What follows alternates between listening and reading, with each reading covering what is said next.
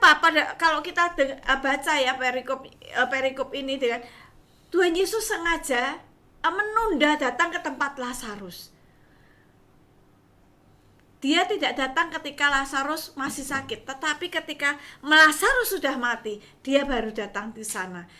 Kenapa terjadi seperti itu? Supaya saudara dan saya belajar percaya. Apapun yang sedang kita hadapi hari-hari ini, yang kelihatannya sudah mati, yang kelihatannya sudah tidak ada harapan, tetapi bersama dengan Tuhan Yesus. Kalau Tuhan Yesus ada di dalam kehidupan kita, kalau kita mengundang Tuhan Yesus di dalam kehidupan kita, pasti Tuhan Yesus akan memberikan kebangkitan di dalam kehidupan kita. Amin. Amin.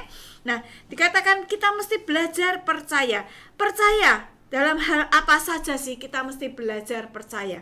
Yang pertama, percaya apa yang Tuhan kerjakan di atas salib itu buat kita, saudara. Dikatakan kita mau baca Yesaya 53 ayat 4 dan 5. Dikatakan, tetapi sesungguhnya penyakit kitalah yang ditanggungnya dan kesengsaraan kita yang dipikulnya.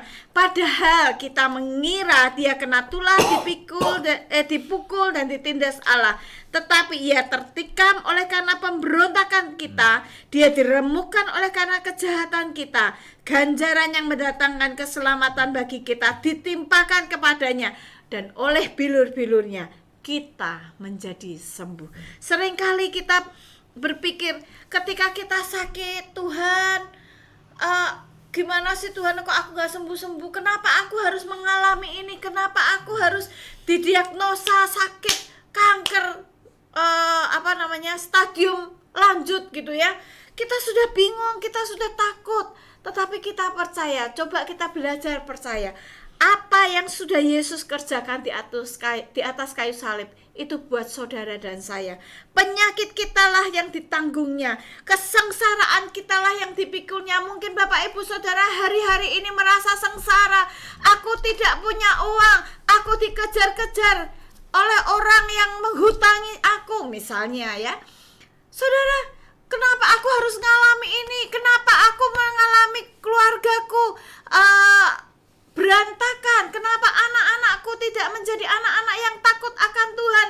Anak-anakku lari, anak-anakku brengsek, anak-anakku melakukan hal-hal yang di luar apa yang aku pikirkan. Saudara, engkau merasa sengsara, engkau merasa, Tuhan, kenapa aku harus mengalami ini? Tetapi firman Tuhan katakan, kesengsaraan kita yang dipikulnya, padahal kita mengira dia kena tulah. Ya toh, ditindas Allah.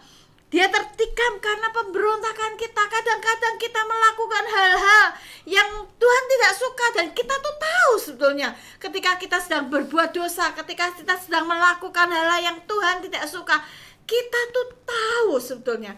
Dan tapi ingat, dia sudah menanggung setiap pelanggaran kita. Dia menanggung setiap ganjaran-ganjaran yang harusnya kita terima. Setiap dosa kita ya, harusnya kita yang menerima ganjarannya, tapi itu ada di dalam, sudah ditanggung oleh Tuhan Yesus di atas kayu salib. Percaya apa yang sudah Tuhan lakukan di atas kayu salib cukup buat saudara dan saya. Amin. Dan dikatakan yang terakhir, oleh bilur-bilurnya kita menjadi sembuh.